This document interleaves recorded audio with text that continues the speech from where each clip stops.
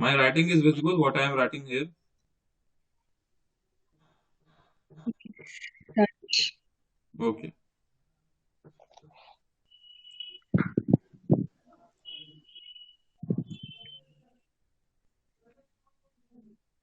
So, research and methodology. कोई आया?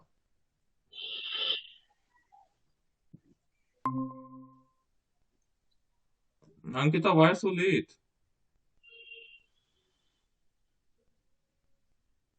Sir actually मैं कहीं फंस गई थी। No issues. अब आराम से बैठ जाइए और वीडियो ऑन कर लीजिए please. Okay sir.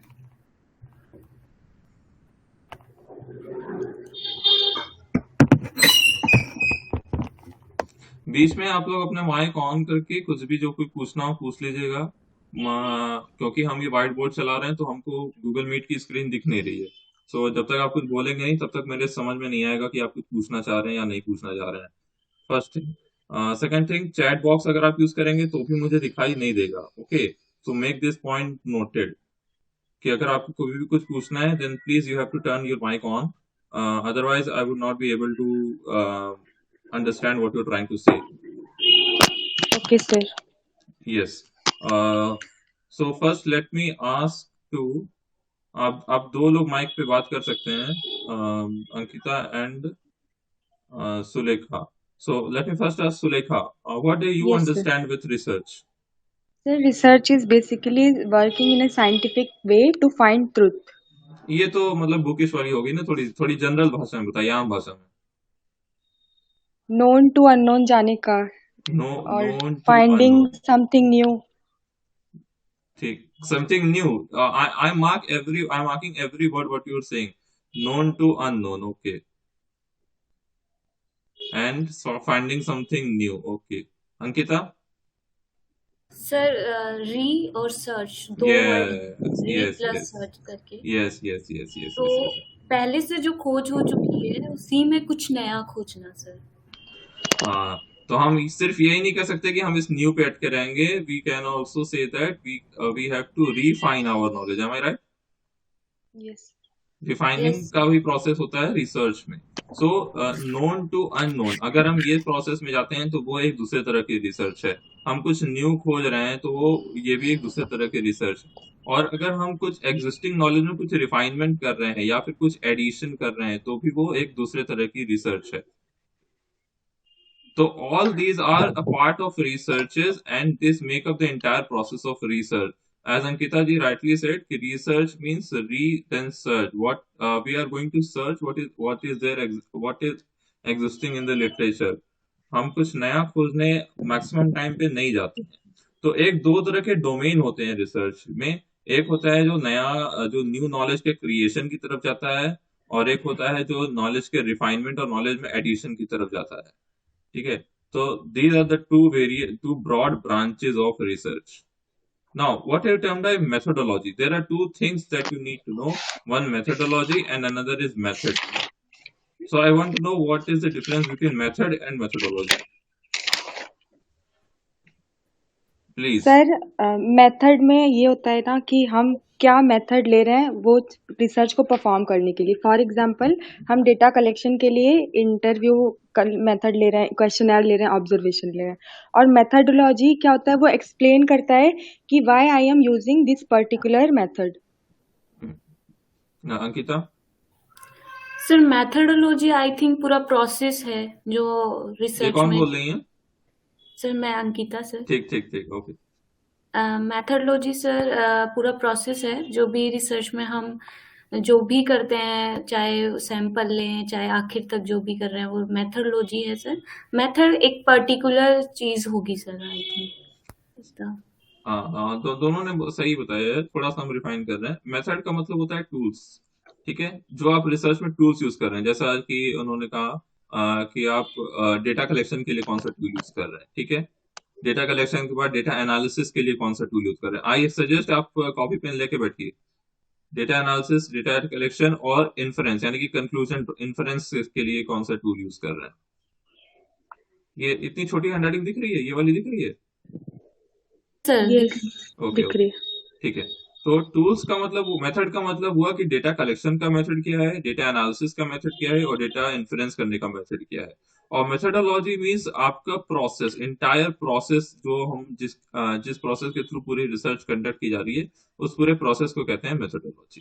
So this is the broad meaning of research methodology, जो हम आज स्टार्ट करने जा रहे हैं पढ़ने के लिए। सो बेसिकली ये रिसर्च आते क्यों है, इसकी जरूरत क्या है, what is the need of this research, हमें जरूरत ही क्यों है किसी चीज पे रिसर्च करने की। पर सोसाइटी के लिए कुछ नया करने के लिए अगर रिसर्च नहीं होती तो शायद आज हम जहाँ हैं वहाँ होते नहीं। और एकेडमिक पॉइंट ऑफ व्यू से बताइए। एकेडमिक पॉइंट ऑफ व्यू भी यही है कि रिसर्च से ही न्यू सर जैसे अच्छा, कि आपका सब्जेक्ट क्या है अंकिता जी, आपका सब्जेक्ट क्या है, फाइनेंस है? मेरा, हाँ सर, फाइनेंस है, फाइनेंस। ठीक है। फाइनेंस में हम चलिए मान लीजिए अकाउंटिंग ले लेते हैं, ठीक है। अकाउंटिंग सबने 11th 12th में पढ़ी होगी। सर अकाउंटिंग को हम आज जिस स्टेज पे देख रहे हैं, आपको क्या लगता है आज से 100 साल पहले क्या अकाउंटिंग उसी स्टेज पे होगी? सर नहीं, उस टाइम तो खाली एक वन सिंगल एंट्री सिस्टम भी चलता था सिंगल एंट्री एकदम। सिस्टम था। फिर डबल एंट्री सिस्टम सिंगल से आया। आया डबल एंट्री सिस्टम आया, और आज हम मतलब कंप्यूटर बेस्ड अकाउंटिंग कर रहे हैं। कंप्यूटराइज्ड भी पढ़ रहे हैं सर। कंप्यूटराइज भी और पढ़ रहे हैं, कम यस। कंपनीज का एकीकरण, ये सब सब रिसर्च से ही आया है सर। नहीं, हाँ, किसी ने सोचा नहीं था कि इतना बड़ा अकाउंटिंग सिस्टम भी आ सकता है इन सब चीजों के लिए। बिल्कुल बिल्कुल बिल्कुल। अकाउंटिंग के अलावा और हम जैसे लें बैंक का एग्जांपल, तो आज हम जिस रूप में बैंक को देख रहे हैं, तो क्या आज से 50 साल पहले अगर हम इमेजिन करें, तो क्या आज बैंक उसी तरह थे जिस तरह आज ऑपरेट कर रहे हैं? नहीं सर, पहले देसी बैंकर्स हुआ करते थे, महाजन। वो नहीं, वो तो बैंक थे ही नहीं ना, हम इंस्टीट्यूशनल बैंकिंग की बात कर रहे हैं। ओके जैसे सर। इंडिया का सबसे पहला बैंक कौन सा था? सर आई थिंक बॉम्बे, नहीं नहीं, इंडिया का इलाहाबाद। नहीं, कोलकाता, कोलकाता सर। इंडिया का सबसे पहला बैंक था बैंक ऑफ हिंदुस्तान, हाँ सर, ठीक है। और 1917 में था। 1770। 1817 में, 1817। 1770। और ये पहला फेल्ड बैंक भी है इंडिया का, यस सर। हाँ। ठीक है। पहला बैंक भी है और पहला फेल्ड बैंक भी है। तो बैंक ऑफ हिंदुस्तान से आज अगर हम बात करें एचडीएफसी की, तो तब से लेके आज तक जितनी भी उसमें ऑपरेशनल इंप्रूवमेंट हुए हैं, क्या वो यस सर। ऑपरेशनल इंप्रूवमेंट उसके एम्प्लॉयज ने किए, या नहीं sir, operational this is improvement उसके एमडी ने किए, या ऑपरेशनल इंप्रूवमेंट गवर्नमेंट ने किए? वो सब ऑपरेशनल इंप्रूवमेंट कौन लेके आया होगा? Researcher sir. रिसर्च से निकल के आई होगी कि प्रॉब्लम ये आ रही है, और उस प्रॉब्लम को हम एड्रेस कैसे करें, और उस प्रॉब्लम को हम सॉल्व कैसे करें। ठीक है, इतनी बात क्लियर है? Yes sir.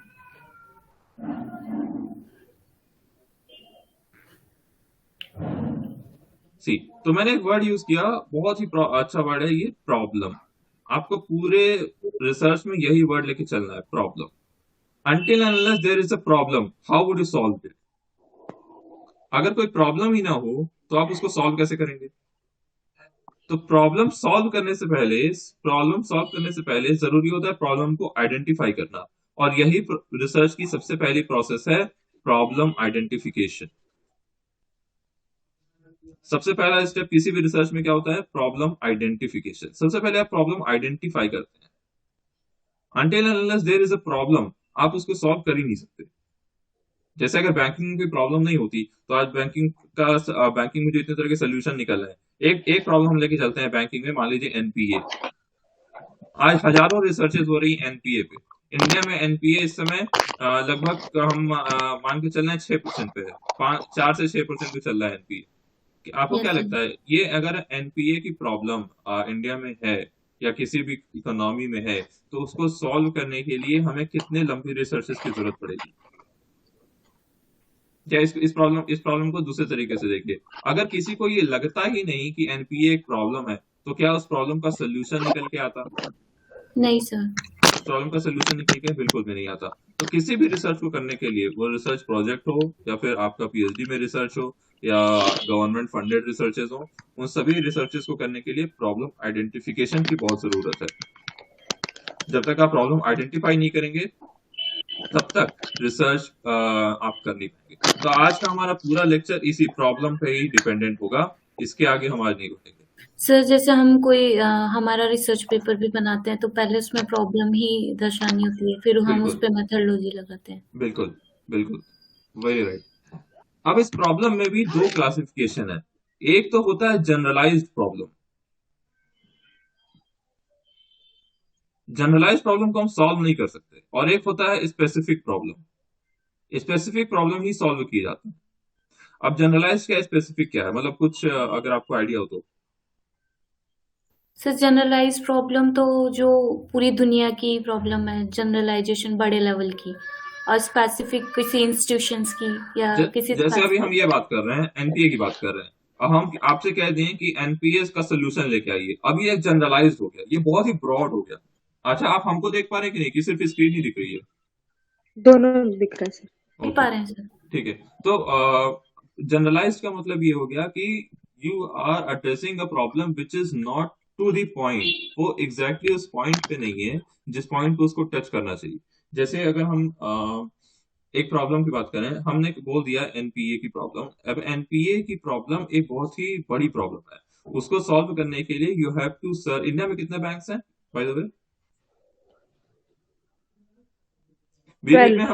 बीच बीच में हम क्वेश्चन इसलिए पूछ रहे हैं क्योंकि all this will work in your interviews. 12 है गवर्नमेंट और 21 या समथिंग प्राइवेट। मर्जर के बाद या पहले के बता रही हैं? आई विल से मर्जर के बाद का डेटा अपने पास रखिए, ठीक है। सब हम मान लेते हैं कि इंडिया में करंटली 14 बैंक्स ऑपरेशन में है, और मेरे ख्याल से यही संख्या है। अब इस 14 बैंक्स में एनपीए किसी में 2% है, किसी में 8% है। एनपीए जो होता है वो दो मतलब तीन तरह के उसमें बटा होता है। एक होता है कॉरपोरेट का, एक होता है रिटेल का, और एक होता है क्या बोलते हैं उसको, चलिए दो ही पकड़ के चलते हैं फिलहाल। तो दो सर तरह के। 12। हेलो, हाँ, क्या कह रही हैं? 12 भी है बैंक देख लिया मैंने। ठीक है, ठीक है, हम 12 कर लेते हैं। तो 12 बैंक्स में किसी का एनपीए 2%, किसी का एनपीए 8%, और इस एनपीए में कुछ कॉर्पोरेट होंगे और कुछ रिटेल होंगे। तो इन दो तरह के लोन्स का एनपीए है, इन दो तरह के लेवल का एनपीए है, और आपसे कह दिया गया कि एनपीए पर एक रिसर्च करिए। तो ये हम क्या कर दिए, एक जनरलाइज स्टेटमेंट दे दिए, और जब हम इसको रिफाइन करने पे गए, तब हमने देखा कि कई सारे बैंक्स में से भी हमको पब्लिक बैंक लेना है। पब्लिक बैंक में भी हम किसी एक बैंक पर गए, उस एक बैंक के उसके एक सेक्टर पे गए, या तो कॉर्पोरेट सेक्टर या फिर रिटेल सेक्टर, और उसके बाद हम जाकर के उसके एनपीए के सोल्यूशन के बारे में रिसर्च किए। तो ये क्या हो गया, इस तरह जो हम रिसर्च करने गए वो हो गया कि स्पेसिफिक रिसर्च, जो एक स्पेसिफिक प्रॉब्लम को एड्रेस कर रही है, वो किसी जनरलाइज प्रॉब्लम को एड्रेस नहीं कर रही है। Am I clear? Yes sir. Okay. इस बात को समझने का दूसरा भी तरीका है। जैसे आपने पढ़ा होगा डिडक्शन और इंडक्शन के बारे में, पढ़ा है? हाँ सर, पढ़ा है। हाँ, जरा सा हमको बताइए क्या है ये सर डिडक्ट। इंडक्शन तो है स्पेसिफिक टू जनरल, और डिडक्शन है जनरल टू स्पेसिफिक सर, डिडक्टिव्स। हम फिर से पूछ रहे हैं, एक बार सोचिए और फिर बोलिए।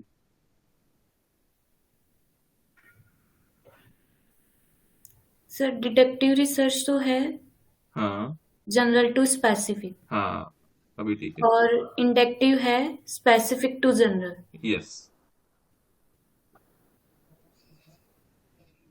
तो डिडक्शन का मतलब हुआ कि जब आप एक जनरल प्रॉब्लम से एक स्पेसिफिक प्रॉब्लम तक जाते हैं, या जनरलाइज स्टेटमेंट से स्पेसिफिक स्टेटमेंट तक जाते हैं, तो उसको बोलते हैं डिडक्टिव रिसर्च, ठीक है। और जब आप एक स्पेसिफिक से कुछ स्पेसिफिक प्रॉब्लम से जनरलाइज पे आते हैं, तो उसको बोलते हैं इंडक्टिव रिसर्च।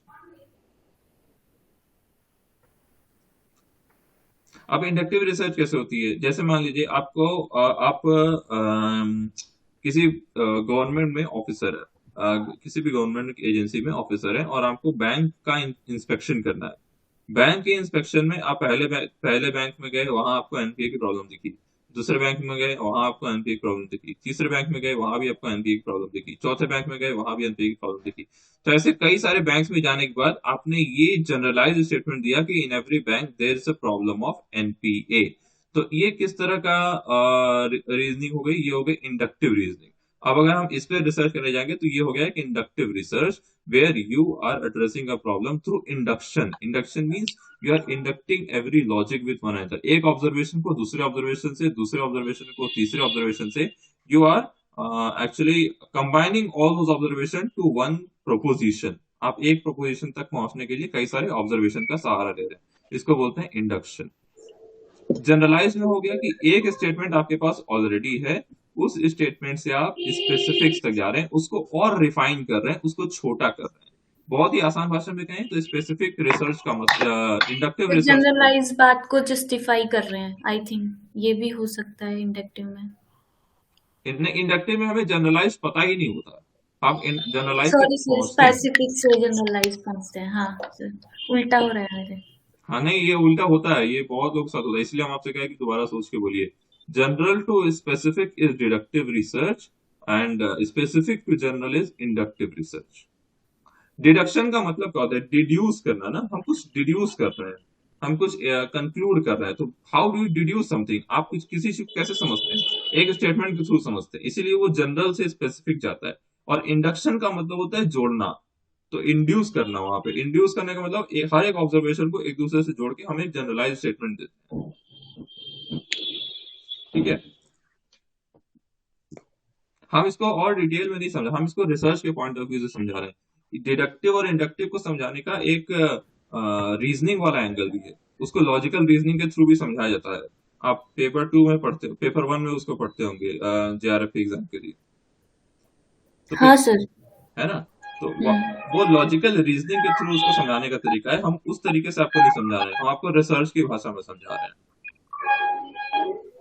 नहीं सर, रिसर्च भी तो होता है ना पेपर 1 में, तो उसमें भी पढ़ा है इंडक्टिव डिडक्टिव तो। होता है, होता है, होता है।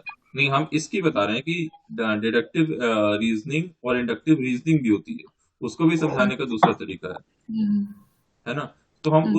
उस तरीके से आपको नहीं समझा रहे हैं, हम आपको रिसर्च की भाषा में समझा रहे हैं कि डिडक्टिव रिसर्च क्या होती है और इंडक्टिव रिसर्च क्या होती है। ठीक है, तो अब आते हैं, ये हमारा पहला स्टेप था रिसर्च प्रोसेस में।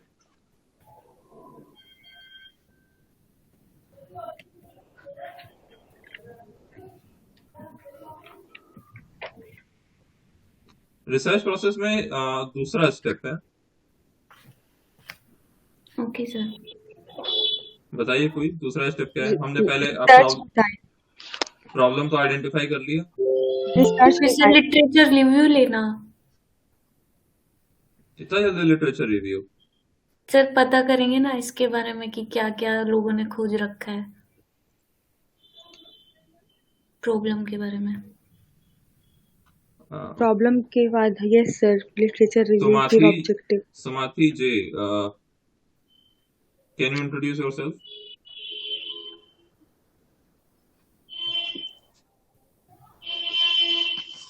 Good evening to all. This is Sumithy, a research scholar from Presidency University. Actually, right now, just now, I received the link. So sorry for the अरे, late you are joining already a lately. research Sorry. scholar, then what is the need of this class?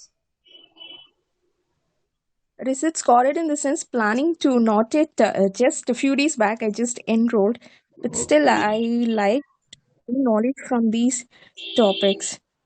okay, okay, okay, okay, welcome, welcome, welcome. Thank you. हम end में बात करेंगे, please be online. So we were talking about problem identification. Problem identification में एक चीज हमसे हम लोगों ने देख लिया कि हम एक जनरलाइज प्रॉब्लम से स्पेसिफिक प्रॉब्लम और एक स्पेसिफिक प्रॉब्लम से जनरलाइज प्रॉब्लम तक कैसे जाते हैं।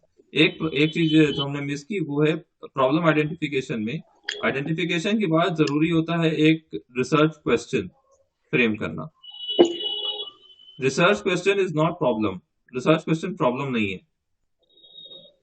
रिसर्च क्वेश्चन या इसको बोलते हैं प्रॉब्लम स्टेटमेंट। आपकी प्रॉब्लम स्टेटमेंट क्या है? ये जो प्रॉब्लम स्टेटमेंट वर्ड है, एक्चुअली में रिसर्च में हम लोग ये यूज करते हैं। What is your problem statement, and this problem statement will lead you to your hypothesis. हम अभी आगे जा रहे हैं, अभी बीच में बहुत कुछ है, ठीक है, लेकिन हम आपको अभी बता दे रहे हैं कि यही प्रॉब्लम स्टेटमेंट आपको आगे आपके हाइपोथेसिस डेवलपमेंट में काम करता है। तो जो हम अभी बात कर रहे थे कि आपका प्रॉब्लम होना चाहिए स्पेसिफिक। तो जब आप स्पेसिफिक तक पहुंच जाते हैं, देखिए आप लोग अपना माइक ऑफ रखिए, जब बोलना हो तब ऑन करिएगा। अभी हमें बर्तन की भी आवाज सुनाई दे रही है बीच में। हाँ, तो ये जो हम लोग स्पेसिफिक की तरफ चले जाते हैं, जब हम स्पेसिफिक प्रॉब्लम की तरफ पहुंच जाते हैं तो उसको बोलते हैं प्रॉब्लम स्टेटमेंट। जैसे ये एक प्रॉब्लम स्टेटमेंट है, performance evaluation, performance evaluation of equity mutual funds in India. इसका एग्जांपल हम शायद पहले भी दे चुके हैं, ये मेरा ही पेपर है एक। तो performance valuation of equity mutual funds in India, ये एक प्रॉब्लम स्टेटमेंट है। क्या करना चाहते हैं आप? हम परफॉर्मेंस वैल्यूएशन करना चाहते हैं। किसका? इक्विटी म्यूचुअल फंड का। कहाँ के म्यूचुअल फंड? इंडिया के म्यूचुअल फंड। अब इसमें पीरियड जोड़ सकते हैं 2015 टू 2020, ये पीरियड जोड़ गया। Am I audible to everyone? Yes sir. Yes sir. Yes, okay sir. Okay okay okay, great. So आप समझ पा रहे हैं कि एक प्रॉब्लम स्टेटमेंट क्या होता है? छोटे से छोटा मतलब रिफाइन करते हुए आप एक स्टेट वन लाइनर स्टेटमेंट तक पहुंच गए हैं, जिसको आप एक्चुअली में पूरे पेपर में एड्रेस करेंगे। That is called your problem statement. Problem statement तक पहुंचने से पहले जरूरी होता है प्रॉब्लम का आइडेंटिफिकेशन।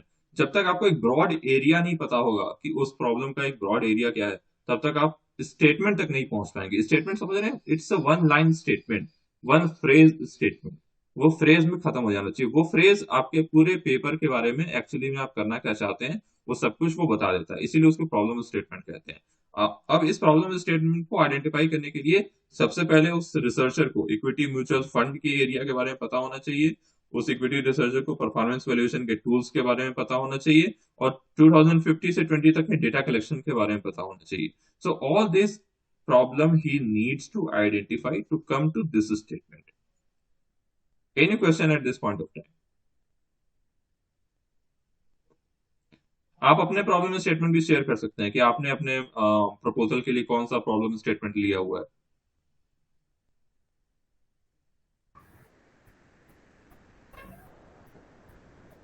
सर ताकि हम यहाँ पे डिस्कस करके उसको अगर कुछ रिफाइन करना हो तो रिफाइन भी करें।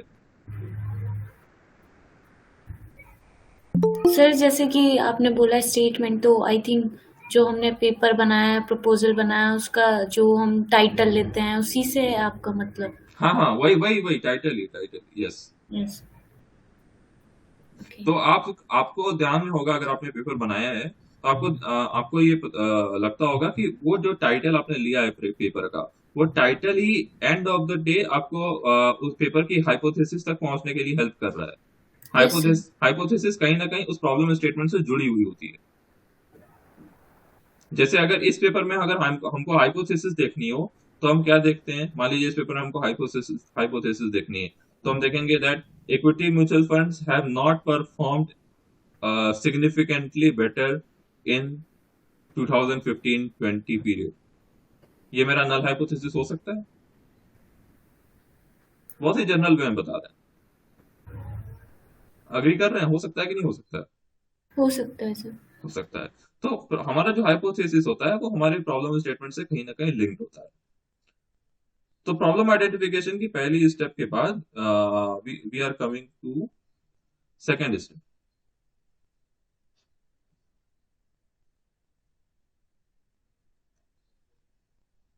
सेकेंड स्टेप में किसी ने बोला था research design, I don't know किसने बोला था, लेकिन किसी ने बोला था। सेकेंड स्टेप है रिसर्च का, रिसर्च डिजाइन। रिसर्च डिजाइन एक बहुत ही ब्रॉड टॉपिक है, बहुत ही ब्रॉड एरिया है। इस रिसर्च डिजाइन में कई तरह की डिजाइन आती है। किसी को पता हो तो? आपने पढ़ा होगा पेपर पर।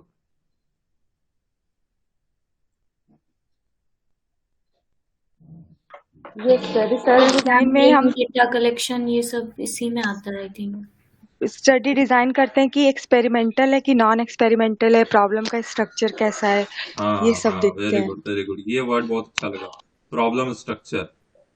एक्सपेरिमेंटल नॉन एक्सपेरिमेंटल हाँ कह सकते हैं। टाइप ऑफ डिजाइन क्या बनेगी, वही रिसर्च डिजाइन कई तरह की होती है और उस पर हम आएंगे अभी। लेकिन अभी कंटेंट की बात करें, रिसर्च डिजाइन में आप कंटेंट क्या क्या रखते हैं, जैसे उसमें सैम्पलिंग डिजाइन होती है, प्रॉब्लम स्ट्रक्चर होता है, कलेक्शन डिजाइन होती है।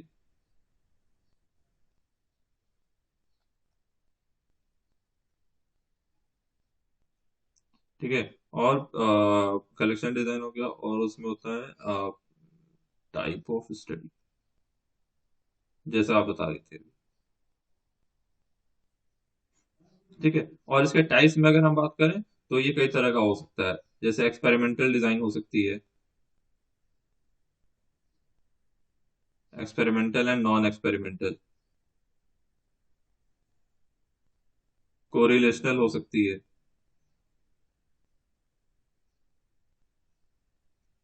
और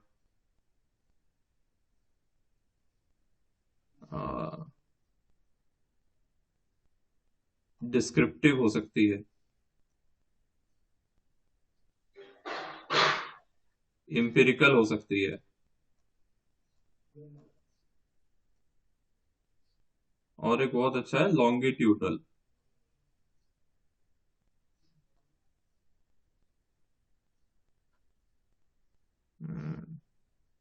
और क्रॉस सेक्शनल लास्ट।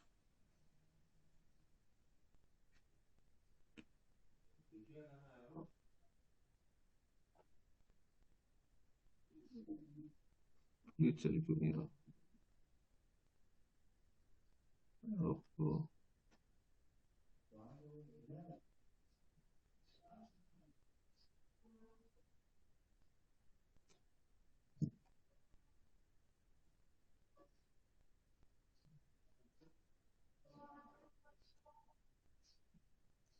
सो ये broad types of research design है।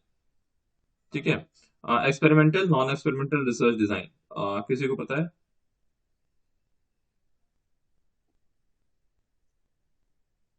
हेलो। Yes sir. हाँ, experimental and non experimental research design. Sir experimental में तो डिपेंडेंट वेरिएबल इंडिपेंडेंट वेरिएबल्स का रिलेशन चेक किया जाता है, कुछ कंट्रोल वेरिएबल्स। वो सेकंड वाला मैंने लिखा है, कोरिलेशनल या causal. Experimental in the sense जैसे मेडिकल में होता है, ये रिसर्च डिजाइन मेनली मेडिकल में फॉलो की जाती है। हाँ, कोई कुछ बोल रहा है। Affect camel. आपकी आवाज क्लियर नहीं है, जो भी बोल रही है। You are not properly audible. That let me where take the cause and effect of it. Let me take आप इंटरनेट कनेक्शन चेक कीजिए थोड़ा अपना। So experimental research design is a type of research design mainly used in medical sciences. वहां पे क्या क्या करते हैं, एक्सपेरिमेंट्स यूज करते हैं। एक्सपेरिमेंट्स इन द सेंस जैसे मान लीजिए मेडिकल में किसी मेडिसिन पे रिसर्च हो रही है, तब उस मेडिसिन की, या जैसे वैक्सीन में हुआ था, तो वैक्सीन के समय क्या हुआ था, ट्रायल रन होते हैं, एक्सपेरिमेंट्स होते हैं कि ये काम करेगा कि नहीं करेगा, इस पे करके देखते हैं। जैसे आपने सुना होगा कि किसी भी दवाई को मार्केट में लाने से पहले कई तरह के स्टेप से गुजरना पड़ता है। उनमें से एक स्टेप होता है रैट पे, उसको चूहों पे उसको चेक किया जाता है, उसको एक्सपेरिमेंट किया करके देखा जाता है। तो वो हो गया एक एक्सपेरिमेंटल रिसर्च डिजाइन, जहां पे हम रिसर्च कर रहे हैं बेस्ड ऑन एक्सपेरिमेंट्स, और एक्सपेरिमेंट्स के रिजल्ट हमको मेरे कंक्लूजन तक पहुंचने में हेल्प करते हैं। तो ये एक तरह की, अच्छा अगर हम इसको पूछें ये डिडक्टिव हुआ कि इंडक्टिव, तो ये कौन सा होगा? Inductive. Inductive sir. Very good very good, ये एक इंडक्टिव प्रोसेस है, क्योंकि यहाँ पे एक्सपेरिमेंट के रिजल्ट जो आएंगे, पहला ऑब्जर्वेशन, दूसरा ऑब्जर्वेशन, तीसरा ऑब्जर्वेशन, 10 में से 7 में काम कर गया तो एक्सपेरिमेंट सक्सेसफुल हो गया। तो तो ये सर हो गया, उसको जनरलाइज कर दिया उसको जाएगा। जनरलाइज कर दिया जाएगा, सबके लिए उसको मार्केट में दे दिया जाएगा, तो एक्सपेरिमेंटल रिसर्च डिजाइन हो गई। कोरिलेशनल रिसर्च डिजाइन, कोरिलेशन में जैसा कि आप कह रहे थे कि एक डिपेंडेंट वेरिएबल होता है, या मल्टीपल डिपेंडेंट वेरिएबल हो सकते हैं, और कई सारे इंडिपेंडेंट वेरिएबल हो सकते हैं, या एक ही इंडिपेंडेंट वेरिएबल हो सकता है। तो there can be one variable और मल्टीपल वेरिएबल, और उसके बीच में हम क्या करते हैं, कोरिलेशन चेक करते हैं। कोरिलेशन और कॉज और इफेक्ट भी चेक करते हैं कि एक ये दूसरे का कॉज है या नहीं, ये दूसरे का इफेक्ट है या नहीं। तो ऐसे रिसर्च डिजाइन को बोलते हैं correlational research design. Descriptive research design, ये भी आपने पढ़ा होगा। स्ट्रक्चर्ड होता है डिस्क्रिप्टिव। ओके, एक्सपेरिमेंटल स्ट्रक्चर्ड नहीं होता। डिस्क्रिप्टिव सर एक सर्वे मेथड टाइप होता है कि जिसमें खाली ये नोट किया जाता है कि क्या हुआ है, इसमें कोई स्टडी करी जाती है इससे। सर एक्सपेरिमेंटल नहीं होता, ये नॉन नहीं, एक्सपेरिमेंटल मेरा ये होता है। क्वेश्चन है, अभी किसी ने बोला था, क्या बोला था? सर कि वो स्ट्रक्चर्ड होता है, मतलब हाँ क्वांटिटेटिव अप्रोच हम इसमें लगा सकते हैं और इंडक्टिव में नहीं लगाते हैं, तो वो डिस्क्रिप्टिव नहीं होता। नहीं, क्वांटिटेटिव क्वालिटेटिव पे बाद में जाएंगे। क्या एक्सपेरिमेंटल रिसर्च डिजाइन स्ट्रक्चर्ड नहीं होता? मेरा क्वेश्चन ये। होता है। क्या सारे एक्सपेरिमेंटल रिसर्च डिजाइन स्ट्रक्चर्ड होते हैं? कौन से? सारे एक्सपेरिमेंटल रिसर्च डिजाइन स्ट्रक्चर्ड नहीं होते हैं, ठीक है। Even I can say maximum structured नहीं होते हैं। और डिस्क्रिप्टिव होता है, डिस्क्रिप्टिव मतलब डिस्क्रिप्शन, किसी एक पास्ट इवेंट का जब हम डिस्क्रिप्शन देते हैं तो उसको बोलते हैं डिस्क्रिप्टिव रिसर्च डिजाइन। उसमें कुछ हम नया इवेंट क्रिएट नहीं करते हैं।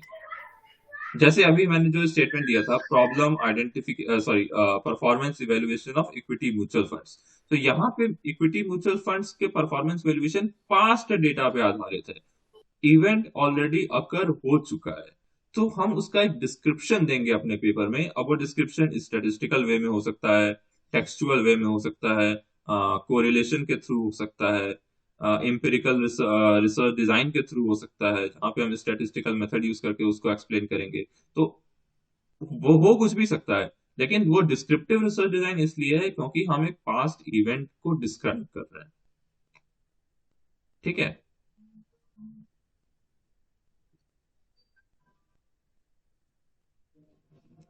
नेक्स्ट है आपका लॉन्गिट्यूडनल। लॉन्गिट्यूडनल और क्रॉस सेक्शनल मोस्टली एक साथ यूज करते हैं। लॉन्गिट्यूडनल का मतलब होता है when data is collected over a longer period of time, ठीक है। और क्रॉस सेक्शनल का मतलब होता है कि हमने डेटा सिर्फ एक बार कलेक्ट किया है और उसके ऊपर हम रिसर्च कर रहे हैं। ये बात समझ में आ रही है? यस सर, लॉन्गिट्यूडनल में एक ही वेरिएबल पे बार बार बार अलग बार अलग डेटा कलेक्ट किया जाता है। बार बार स्टडी की जाती है। क्रॉस हाँ, सेक्शनल में एक बार की जाती है। इसका एक एग्जांपल हम आपको देते हैं। आप इस एग्जांपल को किसी का अगर इंटरव्यू में आता है तो वहां आप जरूर दीजिएगा कि हार्वर्ड यूनिवर्सिटी पे एक रिसर्च चल रही है जिसकी रिसर्च पीरियड है मेरे ख्याल से 125 ईयर्स, शायद, ये कंफर्म नहीं है हम, लेकिन मोर देन 125 ईयर्स ये उनकी रिसर्च पीरियड है। वो 125 साल तक वो रिसर्च करेंगे, ठीक है। और ये रिसर्च हो रही है हैप्पीनेस पे।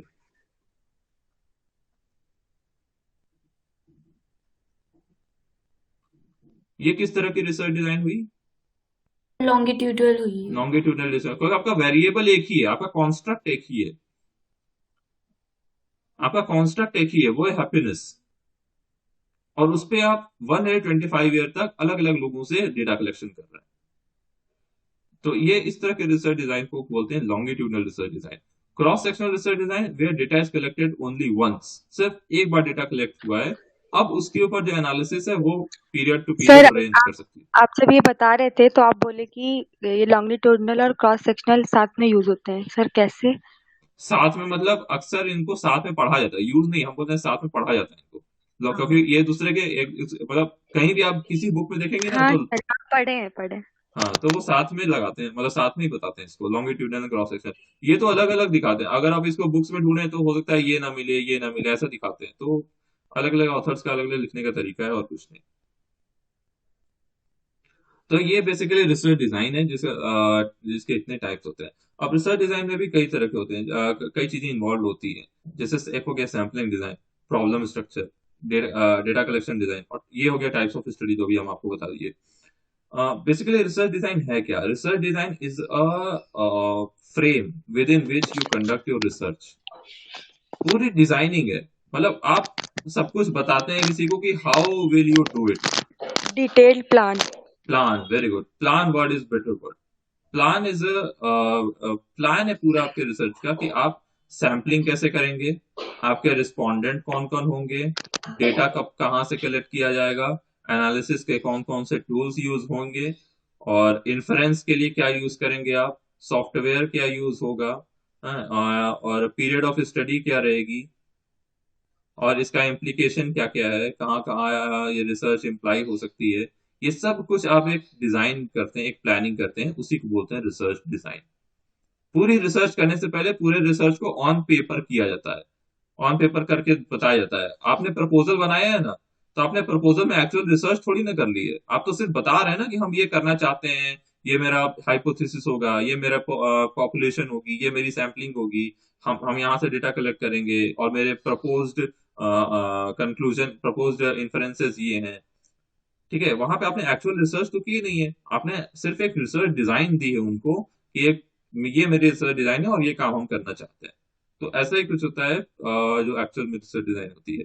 इसमें सैम्पलिंग डिजाइन का क्या मतलब हुआ कि आप सैंपल कहाँ से ड्रॉ करेंगे, आपकी पॉपुलेशन क्या है, और आप सैंपल कितना ड्रॉ करेंगे। सैंपल भी ड्रॉ करने का कई तरीके हैं। ऐसे कुछ हो मतलब ऐसे मन आया कि 100 लोगों से कलेक्ट कर लेते हैं तो कलेक्ट कर लिया, ऐसे हम नहीं करते हैं। तो सैम्पलिंग के भी कुछ तरीके हैं, ब्रीफ में बता रहे हैं बहुत, क्योंकि इस पे अलग से सेशन करेंगे हम लोग। पहले तो टाइप्स ऑफ सैम्पलिंग को ही बता दें हमको। प्रोबेबिलिटी और नॉन प्रोबेबिलिटी बस बस सैम्पलिंग। बस बस बस इतना बहुत है, इतना बहुत है। हम करेंगे, अलग से सेशन करेंगे। आज हम सिर्फ रिसर्च प्रोसेस पे बात करेंगे, ठीक है। हाँ, तो सैम्पलिंग में भी देखिए कई तरीके हैं इसके। एक आइडियल नंबर होता है कि आपका sample size should be greater than 30।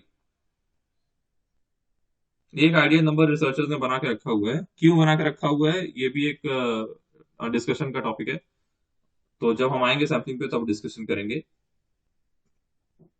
तो सैम्पलिंग डिजाइन में हम यही बताते हैं कि मेरा सैंपल साइज कितना होगा, और हम किस टाइप ऑफ सैम्पलिंग को यूज करेंगे, whether we will use probability और नॉन प्रोबेबिलिटी, प्रोबेबिलिटी में भी कौन सी प्रोबेबिलिटी, और नॉन प्रोबेबिलिटी में भी कौन सी नॉन प्रोबेबिलिटी। ठीक है, क्लियर है यहां तक? हाँ। तो पहला स्टेप था प्रॉब्लम आइडेंटिफिकेशन, दूसरा स्टेप है रिसर्च डिजाइन, तीसरा स्टेप क्या है रिसर्च का?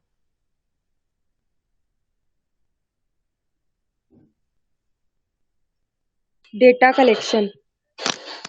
बुक तो नहीं खोल के रखी है आपने? नहीं सर। कौन बताइए आंसर? सुलेखा। ठीक है। याद है सर प्रोसेस। वैसे ये पूछते नहीं है, हम ओवरव्यू के लिए बता रहे हैं, क्योंकि आज पहली क्लास है, तो डायरेक्ट हम रिलायबिलिटी, वैलिडिटी या रिग्रेशन तक तो नहीं जा सकते ना। तो एक सम अप के लिए आपको वो चीजें पता रहे।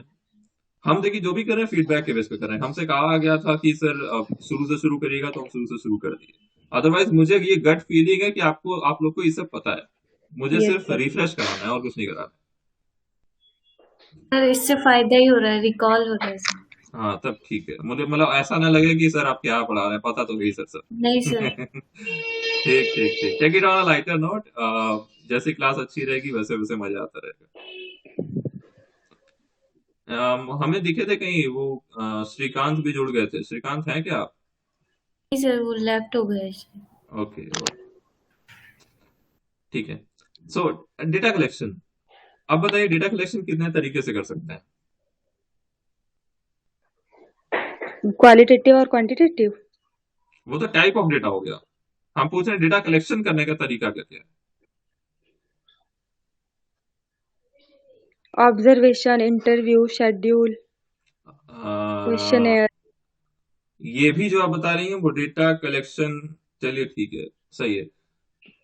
एक है सही है इसमें ऑब्जर्वेशन, ऑब्जर्वेशन के थ्रू डेटा कलेक्ट होता है, सही बात है। दूसरा क्या आपने बोला? Questionnaire, schedule, interview. Interview, interview भी ठीक है, इंटरव्यू से भी डेटा कलेक्ट होता है। शेड्यूल्स इसी में ले लेंगे। अच्छा यहाँ लेते हैं क्वेश्चन या शेड्यूल। हाँ। क्वेश्चन में कई टाइप के होते हैं, ओपन एंडेड होता है, क्लोज एंडेड। हाँ। क्लोज एंडेड होता है, और एक सेमी भी होता है। हाँ दोनों आते हैं। और कैसे डेटा कलेक्ट करते हैं? ऑब्जर्वेशन के थ्रू, इंटरव्यू के थ्रू, क्वेश्चनर के थ्रू, और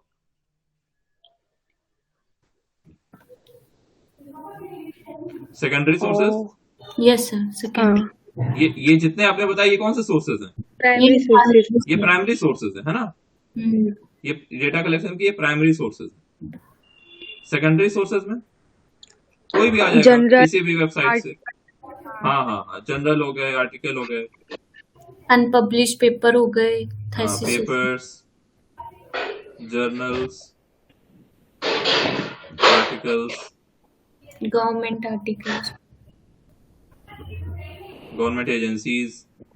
जैसे हम लोग को करना होता है फाइनेंस में, जितने भी रिसर्चेस होते हैं, अगर उनको स्टॉक मार्केट डेटा चाहिए तो सीधे नेशनल स्टॉक एक्सचेंज या बॉम्बे स्टॉक एक्सचेंज की वेबसाइट, है ना? तो ये काम होता है।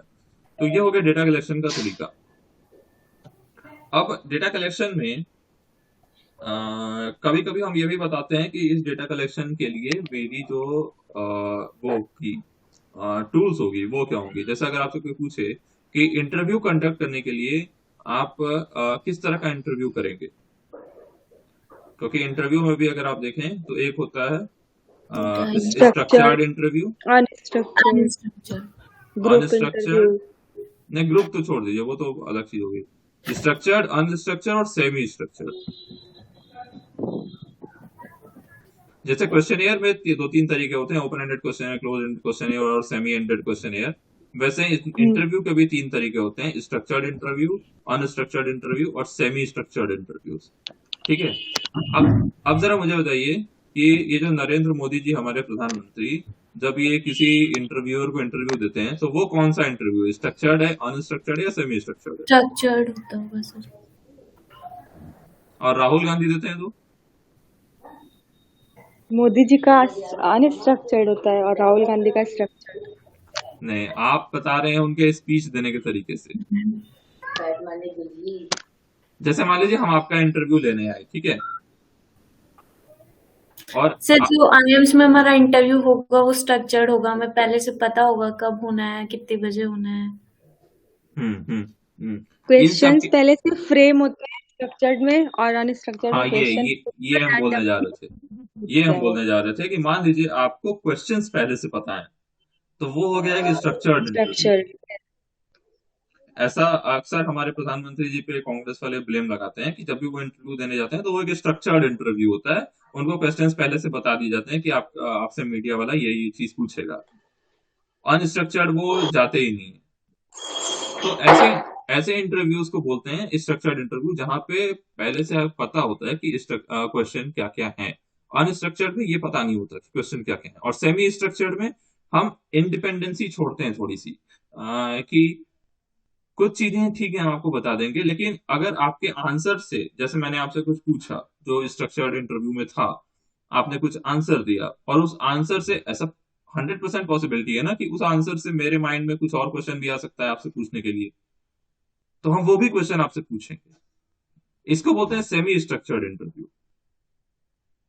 स्ट्रक्चर्ड में ये नहीं होगा। स्ट्रक्चर्ड में अगर पहला क्वेश्चन मैंने आपसे पूछ लिया, irrespective of whatever answer you have given, the next question will be the second in the series. उस स्ट्रक्चर्ड इंटरव्यू में जो सेकंड क्वेश्चन होगा उस क्वेश्चन के बाद वही पूछा जाएगा, फर्क नहीं पड़ता आपने कुछ भी आंसर दिया हो। लेकिन सेमी स्ट्रक्चर्ड में ऐसा नहीं होता है। ठीक है, क्लियर है यहां तक?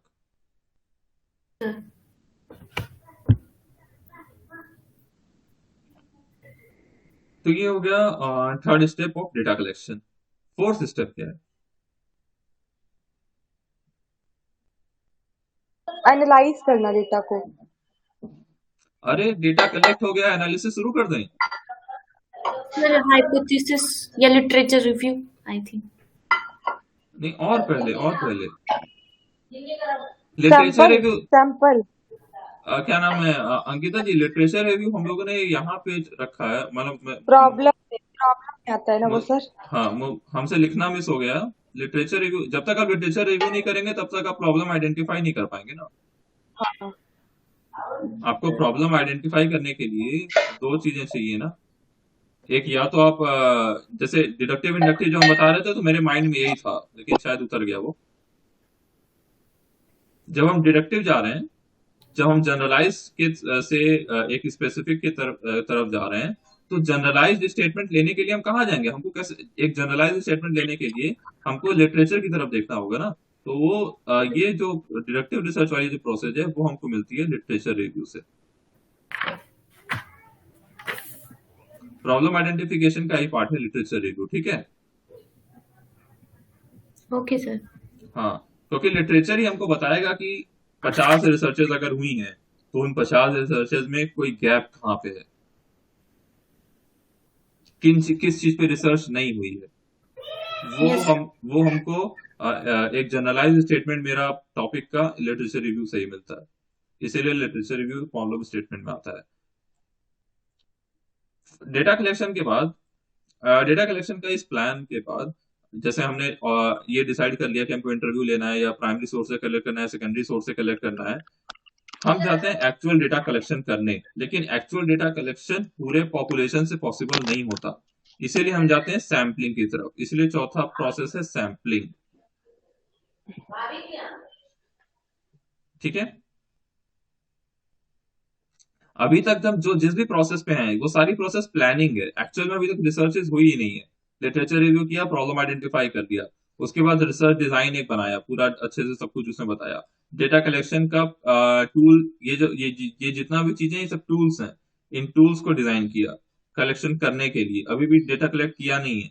उसके बाद सैम्पलिंग के बारे में सोच रहे हैं कि जैसे हमको मान लीजिए कि पूरे सपोज उत्तर प्रदेश पे रिसर्च करनी है, पूरे उत्तर प्रदेश के पॉपुलेशन पे रिसर्च करनी है। जैसे इलेक्शन चल रहा है ना, मान लीजिए वो इलेक्शन के बेस पे स्टडी है, तो इलेक्शन के बेस पे स्टडी है तो पूरे यूपी पे करना पड़ेगा। लेकिन अब पूरे यूपी के 20 करोड़ लोगों से थोड़ी ना पूछ सकते हैं। तो यस ये मेरे लिए क्या हो गई, इंटायर पॉपुलेशन हो गई। अब इस पॉपुलेशन में से हम कुछ निकालेंगे सैंपल। मान लीजिए मैंने 500 लोगों का सैंपल निकाल लिया, यही बहुत छोटा सैंपल हो गया, तो 1500 मान लीजिए, कितना कर पाए, इससे ज्यादा थोड़ी कोई रिसर्चर कर पाता है। जो टीवी में वो आते हैं, क्या बोलते हैं, इलेक्शन के पहले क्या आता है जी, रिजल्ट बताते रहते हैं वो सब, पोल पोल पोल, रिजल्ट। Opinion poll. उनकी भी अगर आप सैंपल साइज देखें तो वो 4000 से 5000 के बीच होती है। इससे ज्यादा लोगों से नहीं पूछ पाते वो लोग। और ये तो हम बहुत ज्यादा बता रहे हैं, वही बहुत लोग तो 2500 पे ही कर देते हैं, 2500 लोगों से सर पूछा वो और तो वोटिंग पे होता है ना, तो वो कितने भी लोग कर सकते हैं, करते होंगे। वोटिंग मतलब नहीं नहीं नहीं नहीं नहीं नहीं, वो लोग टीवी पे पर्सनली आता है जाते ना। हैं, वो लोग पर्सनली जाते हैं मैक्सिमम टाइम। मेरा एक क्वेश्चन है। हाँ आपने पहले डेटा कलेक्शन बताया, फिर सैम्पलिंग बताया, लेकिन हाँ, सैंपल लेने के बाद ही तो डेटा कलेक्शन होगा ना सर। नहीं हम ये बोल रहे हैं कि अभी हमने डेटा कलेक्ट किया ही नहीं है, किया अभी आगे किया आएगा। कर रहे हैं। तो अ- सर हमने तरीका डिसाइड कर लिया। अभी हमने टूल हाँ, डिसाइड किया है कि डेटा कलेक्ट करेंगे कैसे। तो फिर सर जैसे कि ये तो उस पे भी डिपेंड करता है ना कि हमने सैंपल कितना लिया। अगर मान लो छोटा सैंपल है, बहुत ही कम है, तो इंटरव्यू के द्वारा करेंगे हम। नहीं नहीं, अगर हम एक्चुअली में हम डेटा कलेक्ट किस तरह करेंगे ये डिपेंड करता है कि हम रिसर्च क्या करना चाहते हैं। फॉर एग्जाम्पल, अब आप हमको अंदर ले जा रही हैं थोड़ा, तो टाइम लग जाएगा इस पे, और लगता भी है तो यहीं रोक देंगे इसको। अब अगर मान लीजिए हम आपको दो तरह के एग्जाम्पल दे रहे हैं। मान लीजिए हमको चेक करना है इन्वेस्टर बिहेवियर। इन्वेस्टर बिहेवियर समझती हैं, सर ठीक है। अब आप जितने भी ये हमने research design, sorry, data collection के टूल्स लिखे हुए हैं, इनमें से आप बताइए कि डेटा इन्वेस्टर बिहेवियर को चेक करने के लिए कौन सा टूल सबसे अच्छा रहता है। सर क्वेश्चन आयर। क्वेश्चन एयर। अब आप मान लीजिए आप हमको क्वेश्चन एयर भेजती हैं, हम इन्वेस्टर हैं ही नहीं, मतलब हमको फाइनेंस के बारे में जीरो नॉलेज है, क्या हम आपका क्वेश्चन एयर भर पाएंगे? आप नहीं पूछेंगे उसमें कि आपने इक्विटी म्यूचुअल फंड में इन्वेस्ट किया है, हमको इक्विटी के बारे में पता ही नहीं। सर। मेरी बात को ध्यान से सुनिएगा। तो इसमें क्या हो रहा है, एक आपने जो क्वेश्चनेयर बोला, उस क्वेश्चनेयर से नो डाउट डेटा कलेक्ट किया जाता है, हजारों लोग करते हैं, मैक्सिमम आज के टाइम में तो गूगल फॉर्म से ही 90% डेटा कलेक्शन हो रहा है। हो रहा है कि नहीं हो रहा है? हाँ, लेकिन अब आप एक बात बताइए कि अगर आपको जजमेंट सैम्पलिंग करनी है, जजमेंट सैम्पलिंग समझते हैं ना, हाँ सर। ठीक है। जजमेंट सैम्पलिंग कहने का मतलब है कि आपका रिसर्च का जो ऑब्जेक्टिव है, रिसर्च का जो प्रॉब्लम है, वो बेस्ड ही है उन लोगों पे जो म्यूचुअल फंड में इन्वेस्ट कर रहे हैं। यस तो सर। आप जनरलाइज्ड वे में एक पब्लिक को क्वेश्चनेयर कैसे भेज सकते हो? क्योंकि वो क्वेश्चनेयर क्या गारंटी है कि म्यूचुअल फंड में इन्वेस्ट करने वाला ही भरेगा? तो सर मैंने इसीलिए तो पूछा, आप सैम्पलिंग पहले अपना डिसाइड कर लोगे तब भी तो डेटा कलेक्शन करोगे नहीं, ना। एक्चुअली में आप सैम्पलिंग नहीं डिसाइड कर रहे हैं, आप रिसर्च का ऑब्जेक्टिव डिसाइड कर रहे हैं कि डेटा आप कि कलेक्शन आपको से। डेटा कलेक्शन करना किससे है। सैम्पलिंग में हम ये बताएंगे कि जिनसे डेटा कलेक्ट करना है उनमें से हम जो सैंपल निकालेंगे वो ओके सैम्पलिंग कौन सर, सी होगी। आप कहना चाहते हैं टारगेट पॉपुलेशन से सैंपल कलेक्ट करना। हाँ, पॉपुलेशन आप ठीक मेरी है, बात टारगेट पॉपुलेशन से। हाँ, आप मेरी बात ध्यान से सुनिए कि हम सैम्पलिंग में क्या बताएंगे। हम सैम्पलिंग में ये बताएंगे कि हमको जो डेटा कलेक्ट करना है, हम पूरे पॉपुलेशन से नहीं कर सकते, ठीक है। अब हम पूरे पॉपुलेशन से नहीं कर सकते, इसीलिए हम सैम्पलिंग यूज करेंगे। तो सैम्पलिंग हम कौन सी सैम्पलिंग करें, हम रैंडम सैम्पलिंग करें या नॉन रैंडम सैम्पलिंग करें? मेरे रिसर्च ऑब्जेक्टिव के लिए सब कुछ एक चीज पे बेस्ड है, जितना भी टिटेम्मा है सब कुछ एक चीज पे बेस्ड है। रिसर्च का ऑब्जेक्टिव क्या है, आपके प्रॉब्लम स्टेटमेंट क्या है, वही डिसाइड करेगा कि आपको डेटा कलेक्शन कहां से करना है, आपको सैम्पलिंग कौन सी यूज करनी है, आपको टूल कौन सा लगाना है, क्वेश्चनेयर बनाना है कि इंटरव्यू लेना है, ये सब वही बताता है। ठीक है, तो जो आप कह रही हैं कि सैम्पलिंग डिसाइड कर लेने के बाद हम डेटा कलेक्शन करते हैं, प्रैक्टिकली पॉसिबल यही लग रहा है। लेकिन हम क्या कह रहे हैं कि डेटा कलेक्शन में हम डेटा कलेक्ट नहीं करने जा रहे, हम तो सिर्फ टूल बता रहे हैं, टूल सोच रहे हैं कि हम मेरा जो रिसर्च ऑब्जेक्टिव है उसके लिए कौन सा डेटा कलेक्शन टूल सबसे अच्छा होगा। अभी जो हमने एग्जांपल दिया कि मान लीजिए हमको म्यूचुअल फंड इन्वेस्टर्स पे रिसर्च करनी है, तो हमको चाहिए ही होंगे म्यूचुअल फंड इन्वेस्टर्स अपने डेटा में। और एक अच्छा सा एग्जांपल दे रहे हैं। मान लीजिए आपको स्मोकिंग हैबिट पे रिसर्च करनी है, ठीक है, थोड़ा सब्जेक्ट से हटके है, लेकिन अगर आप इसमें क्वेश्चनेयर भेज दें कि डू यू स्मोक, कौन बोलेगा यस? Yes sir. कोई बोलेगा हाँ हम स्मोक करते हैं? सर ये तो फाइनेंस में भी होता है ना, लोग अपनी रियल सैलरी भी नहीं इनकम, हाँ, बताते। इनकम इनकम पे होता है, लोग नहीं बताते हैं। लेकिन वो तो मान लीजिए कि आप उसमें, अब देखिए, उसमें अगर आप इंटरव्यू करने जाएं, हम्म। अभी जो हमने एग्जांपल दिया म्यूचुअल फंड इन्वेस्टर का, उसमें आप क्वेश्चनेयर में क्या हो रही थी, थोड़ी प्रॉब्लम हो रही थी कि हो सकता है वही आदमी ना भरे। लेकिन अगर आप वहां पे इंटरव्यू करने चले जाएंगे तो आप एक्चुअली में देख पाएंगे कि वो बंदा इन्वेस्ट करता है, तो आप इंटरव्यू आगे बढ़ाएंगे, उससे पूछेंगे। अगर वो नहीं इन्वेस्ट करता होगा तो आप हट जाएंगे वहां से। Yes sir. लेकिन ये जो प्रॉब्लम अभी जो हमने बताया स्मोकिंग पे रिसर्च, अगर आप इंटरव्यू भी करने जाएंगे तो स्मोक करने वाला आपको रियल डेटा देगा? नहीं सर। रियल डेटा वो कभी नहीं देगा। तो अब आप यहां कौन सा डेटा कलेक्शन का टूल यूज करेंगे? Observation sir. ऑब्जर्वेशन यूज करेंगे। ऑब्जर्वेशन कैसे करेंगे? जा सही रहे हैं, सोचिए थोड़ा और, ऑब्जर्वेशन कैसे करेंगे? सर ऑब्जर्व करेंगे कि करता है कि नहीं कैसे? स्मोकिंग। उसके पीछे पड़ेंगे, वो जासूस बनेंगे उसके? सर यही करना होगा। ये करना होगा, ये करते हैं लोग, ये करते हैं लोग, और हम बताएं, और इससे भी ज्यादा होता है। सर कई जैसे सारे कि ऐसे फॉरेन बड़ी बड़ी रिसर्चर्स हैं, पर्सनालिटीज के बारे में जब मूवीज बनती है तो कई कई लोग उनके साथ रहते हैं साथ उनकी। रहते हैं, लेकिन उसमें तो पर्सनालिटी को पता है ना कि आदमी मेरे साथ रह रहा है। हाँ ये तो है सर। ठीक, आपने कई मूवीज में देखा होगा कि जो ये सब जो रॉ टाइप के एजेंट होते हैं, ये सब क्या करते हैं कि अगर कोई भेष बदल के या किसी का दोस्त बन के जाते हैं, वो कौन सा था मूवी जिसमें आलिया भट्ट पाकिस्तान चली गई थी शादी करके, राजी? जी मूवी सर। राजी मूवी में क्या किया था उसने कि वो इंडियन एजेंट बन के एजेंट थी ना, वो इंडियन एजेंट यस। थी, लेकिन वो शादी करके उसके साथ रह करके पाकिस्तान चले गए, वहां से डेटा वो भेज रही है। तो यहाँ क्या है कि जो रिस्पोंडेंट है, मेरा जो रिस्पोंडेंट है, उसको पता ही नहीं है कि मेरे ऊपर ऑब्जर्वेशन किया जा रहा है। Yes sir. यहाँ जो डेटा निकल के आएगा वो 100% ऑथेंटिक और रियल डेटा होगा। लेकिन अब आप इसको इमेजिन करिए कि इस तरह की रिसर्च करना कितना मुश्किल है। सर बहुत मुश्किल है। और फॉरेन में मैक्स बहुत सारी रिसर्चेज इस तरह होती हैं। इनफैक्ट बनारस शहर पे इस तरह की रिसर्चेज हो चुकी हैं।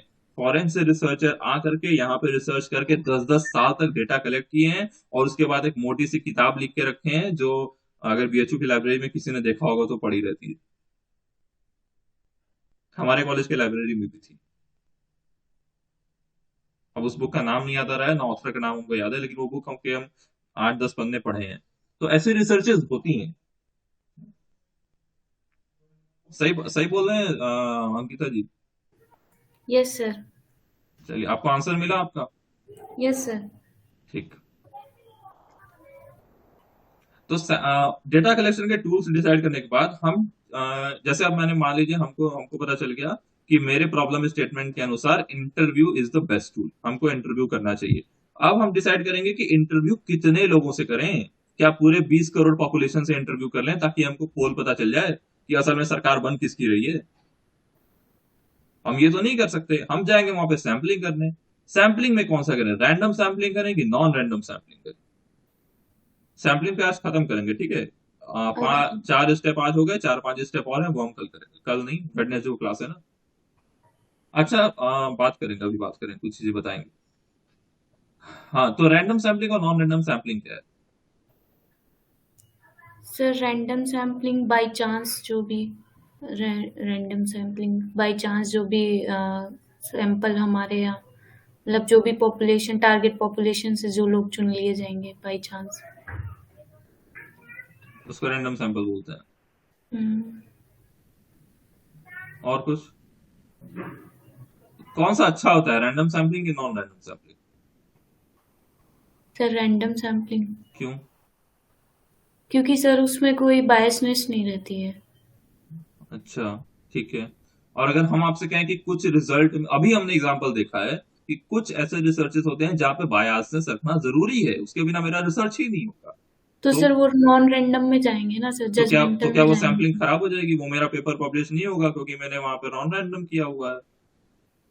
सर आपके हिसाब से आपने तो ये बोला कि रैंडम अच्छा सर होता है ये सर। तो फिर स्टडी टू स्टडी वेरी करती होगी sir. Study to study sampling vary करता है। मैक्सिमम लोग मास्टर्स करके निकल जाते हैं, लेकिन उनको यही लगता रहता है कि random sampling he is best form of sampling है। हमको हर जगह रैंडम सैम्पलिंग करने की कोशिश करनी चाहिए। इवन जब हम टेस्ट पढ़ते हैं, parametric and non parametric test, yes लोगों को उनका लगता है। अजम्पशन होता है सर। हाँ। उनमें अजम्पशन होता है कि हम्म, रैंडम सैंपल से लिया जाए। नहीं, हम उसके टेस्ट के बारे में बता रहे हैं। तो बहुत लोग का एजम्पशन होता है कि पैरामेट्रिक टेस्ट ही सबसे अच्छा टेस्ट है। लेकिन everything everything from A to Z, जो भी चीजें हैं रिसर्च में, सिर्फ और सिर्फ इन दो चीजों पे बेस्ड हैं कि आपका रिसर्च ऑब्जेक्टिव क्या है और रिसर्च प्रॉब्लम स्टेटमेंट क्या है। ओके यही सर। हम सब कुछ डिसाइड करेगा। यही डिसाइड करेगा कि आप टूल कौन सा यूज कीजिए, डेटा कलेक्शन कहाँ से करिए, कौन सा मेथड इस्तेमाल कीजिए, कौन सी सैम्पलिंग कीजिए, कौन सी टेस्ट लगाइए, सब कुछ यही डिसाइड करता है। रैंडम सैम्पलिंग होती है जहां पे हर एक पार्टिसिपेंट को, जो भी रिस्पॉन्डेंट है आपका पूरे पॉपुलेशन में से, सबको इक्वल अपॉर्चुनिटी मिलती है सैम्पलिंग में आने के लिए। कोई बायसनेस नहीं रह जाती। जैसे मेरे पास एक बॉक्स में ब्लैक, रेड और ब्लू 3 तरह की बॉल्स हो, तो हम ऐसा नहीं करेंगे कि सिर्फ ब्लू बॉल से सैंपल कलेक्ट करें, या सिर्फ रेड बॉल्स को ही सैंपल मिले, या सिर्फ ब्लैक बॉल्स को ही सैंपल मिले। हम ब्लू भी लेंगे, ब्लू को भी उतना ही चांस है जितना रेड को है, जितना व्हाइट को है। Yes sir. ठीक है, तो इसको बोलते हैं रैंडम सैम्पलिंग। एक बाउल लिया मैंने, में उसमें सारे पॉपुलेशन वालों के नाम डाल दिए। मान लीजिए 100 लोग थे मेरे पास, 100 का नाम डाल दिया, और उन 100 में से मैंने 30 पर्चियां चुन ली। तो वो जो हमने 30 चुनी है, ये आया है रैंडम सैम्पलिंग से। यहाँ पे कोई बायसनेस नहीं है, मुझे पता ही नहीं था कि अंदर कौन है। अब ओके सर। आते हैं नॉन रैंडम पे। नॉन रैंडम पे हमने अभी जो एग्जांपल दिया कि मान लीजिए आपको म्यूचुअल फंड इन्वेस्टर पे रिसर्च करनी है, तो आप किसी को भी भेज ही नहीं सकते।